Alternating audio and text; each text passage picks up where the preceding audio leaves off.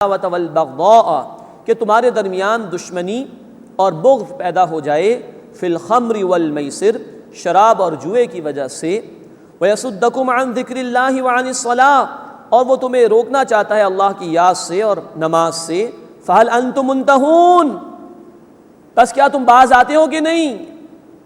یہ ہے جو فائنل حکم اللہ کی طرف سے آیا. نوٹ فرمائیے ہم نے پڑھا تھا سورۃ البقرہ آیت نمبر 219 شراب اور جوئے میں نفع کم ہے نقصان زیادہ ہے. پھر دوسرا حکم ہم نے پڑھا تھا سورۃ النساء آیت نمبر 43 نشے کی حالت میں نماز کے قریب نہ جاؤ. یہ تدریجاً گریجولی احکامات آئے تھے. ان دو آیات میں فائنل اور آخری حکم آ گیا فاجتنبوا بس ان سے باز آ جاؤ. فہل انتم منتہون بس تم باز آتے ہو کہ نہیں. یہ الفاظ ہیں جنہوں نے آ کر قطعی طور پر شراب اور جوئے کو حرام قرار دے دی. چار باتوں کی حرمت اس آیت میں آ رہی ہے. آیت نمبر 90 میں شراب، جوا، بت اور فال کے تیر، یعنی کہ گوشت کی تقسیم کیا کرتے تھے، کچھ اللہ کے نام کا کچھ بتوں کے نام کا، تو فال ڈال دیا، تیروں پر کچھ لکھ کے ڈال دیا.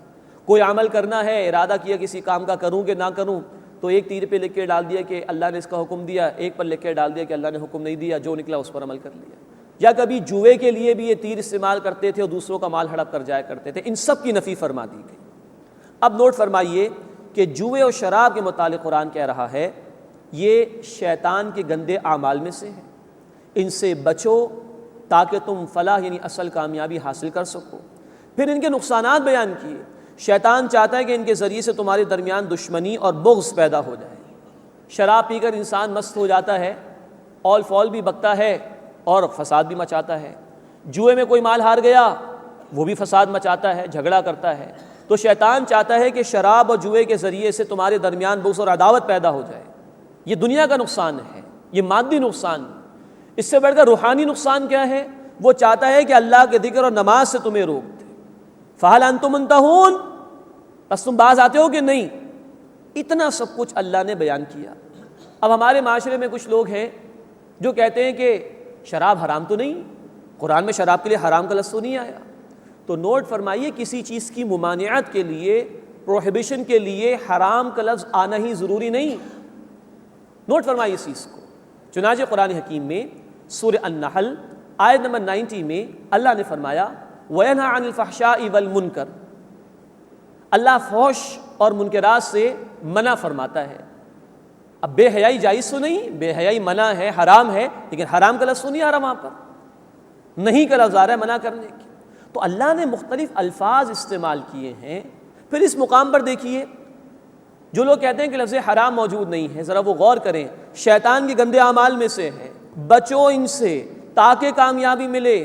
شیطان دشمنی پیدا کرنا چاہتا ہے، ذکر اور نماز سے روکنا چاہتا ہے. باز آتے ہو کہ نہیں؟ کیا یہ الفاظ ایمان لانے والوں کو ہلا دینے کے لیے کافی نہیں؟ تو یہ واقعتاً ان آیات نے آ کے فائنل حکم دے دیا کہ اب یہ بالکل حرام ہے. بعض لوگ یہ بھی کہتے ہیں کہ تھوڑی سی شراب پی لی جس سے انسان مدہوش نہ ہو وہ جائز ہے. یہ بات بھی غلط ہے. جامع ترمذی میں اللہ کے رسول صلی اللہ علیہ وسلم کی حدیث ہے ہر نشہ آور شے حرام ہے، اور جس چیز کی کثیر مقدار سے، زیادہ کوانٹٹی سے نشہ آتا ہو اس کی قلیل یعنی تھوڑی کوانٹٹی بھی حرام ہے، منع ہے. تو چاہے کم یا زیادہ حرام، قطعاً حرام ہے. ہر نشہ آور شے حرام ہے. یہ جامع ترمذی میں اللہ کے رسول صلی اللہ علیہ وسلم کے الفاظ ہیں. تو فرمایا کہ یا ایھا الذین آمنوا اے وہ لوگ جو ایمان لائے ہو، انما الخمر والمیسر والانصاب والازلام یقینا شراب اور جوا اور بت اور فال کے تیر رجس من عمل الشیطان شیطان کے عمل میں سے گندگی ہیں. فاجتنبوا ان سے بچو لعلکم تفلحون تاکہ تم فلاح پا سکو. انما یرید الشیطان بے شک شیطان چاہتا ہے ان یوقع بینکم العداوۃ والبغضاء فی الخمر والمیسر کہ تمہارے درمیان دشمنی اور بغض پیدا کر دے شراب اور جوئے کے ذریعے سے. ویصدکم عن ذکر اللہ وعن الصلاۃ اور تمہیں روکے اللہ کے ذکر سے اور نماز سے. فہل انتم منتہون بس کیا تم باز آتے ہو کہ نہیں. حضرت عمر رضی اللہ تعالی عنہ فرماتے ہیں، جامع ترمذی کی حدیث میں تفصیل ہے، جب یہ آیت آئی تو ہم نے کہا انتہینا ہم باز آ گئے. جس کے ہاتھ میں جام تھا اس نے وہیں توڑ دیا، جس کے گھر میں اسٹاک تھا اس نے وہیں بہا دیا۔ اور لکھنے والوں نے لکھا کہ اس طرح شراب مدینے کی گلیوں میں بہی ہے گویا کہ بہت تیز بارش اس دن مدینے کی گلیوں میں ہو گئی۔ یہ ہے تبدیلی جو محمد الرسول اللہ صلی اللہ علیہ وسلم نے برپا فرمائی۔ یہ وہ لوگ تھے جن کی صبح دوپہر شام رات کی شراب الگ تھی۔ گراس روٹ لیول سے اللہ کے رسول نے تبدیلی برپا فرمائی ہے صلی اللہ علیہ وسلم۔ پہلے دلوں کی دنیا کو بدلا۔ مکے کی زندگی میں ایمان کی محنت، دلوں میں اللہ کی محبت پیدا ہو رہی، آخرت کی جواب دہی کا احساس پیدا ہو رہا ہے، اور اب حکم آ رہا ہے باز آتے ہو کہ نہیں؟ ہاں باز آتے۔ جس طرح ہمارے چین اسموکرز ہوتے ہیں، یہ گویا چین ڈرنکرز تھے، صبح دوپہر شام رات شراب ہی شراب ہے، لیکن اللہ کا حکم آیا ترک کر دیا انہوں نے۔ یہ ہے ڈیوائن میتھڈالوجی، اللہ کی طرف سے عطا کردہ طریقہ کار کہ دلوں کی دنیا بدلو، ایمان دلوں میں پیدا کرو، آپ سے آپ تبدیلی آ جائے گی۔ ایک کوشش انسانوں نے کی 20ویں صدی کے آغاز میں، امریکہ میں بھی اور برطانیہ میں بھی کوشش کی گئی کہ قانون کے ذریعے سے شراب کو حرام قرار دیا جائے۔ چند ہی سالوں میں قوم کھڑی ہو گئی کہ صاحب ہم سے تو نہیں چھوٹتی، اور وہ قانون دوبارہ واپس لے لیا گیا۔ یہ انسانی قانون جو انسانوں کی خواہشات پہ بدل بھی جاتا ہے، تبدیل بھی ہو جاتا ہے، اور ایک الہی قانون ڈیوائن لا جس میں کوئی تبدیلی نہیں ہو سکتی۔ اصل تبدیلی انسانیت میں اگر آئے گی تو الہی تعلیمات کے ذریعے سے۔ اللہ ہمیں بھی اپنی آیات کا فہم عطا فرمائے، اپنی کتاب پر یقین عطا فرمائے، اور اس کے تقاضوں پر عمل کرنے کی توفیق عطا فرمائے۔ اسی میں نجات ہے، اسی سے معاشرے میں بہتری ہو سکتی ہے، اسی سے معاشرے میں ریولوشن آئے گا اور اصلاح ہو سکے گی۔ وَأَطِیعُوا اللَّهَ وَأَطِیعُوا الرَّسُولَ، اور اطاعت کرو اللہ کی اور اطاعت کرو رسول صلی اللہ علیہ وسلم کی۔ وَاحْذَرُوا، اور چوکنے رہو۔